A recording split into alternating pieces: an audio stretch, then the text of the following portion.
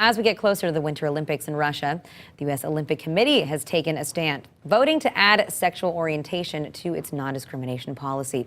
U.S. Olympic Committee CEO Scott Blackman said that the committee doesn't think that it's their role to advocate for changes in the Russian law, but that doesn't mean that they support the law. And the vote came after members of Congress urged Blackman to outline the steps that the USOC would take to protect athletes who travel to Sochi for the Games. Joining us now to tell us more is HuffPost Gay Voices editor Noah Mickelson. Noah, thanks for being here.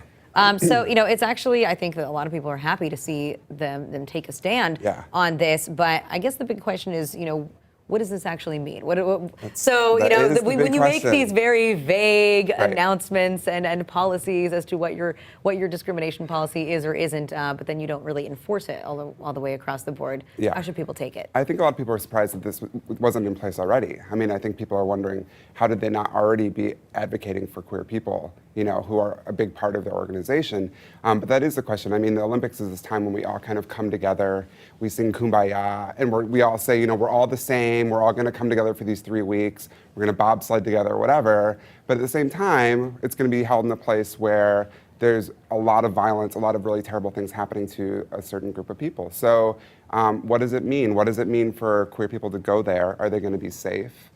What does it mean if they want to wear a rainbow pin? Is that going to be against the law? There's just so much gray area right now. No one really knows what's going on. But the Olympic Committee keeps saying that it's not their place to dictate domestic policy and what laws are on the books in certain countries. And so I just wonder, is this kind of their go-around? Because Russia said that they would follow the Olympic charter. And so now if they just kind of change their own rules and add this element to their non-discrimination policy, then do you think that that's a workaround around the Russian law, or are we expecting too much? I think we're expecting too much. I mean, I think some people are saying that this is sort of their first subtle push towards sort of advocating for that.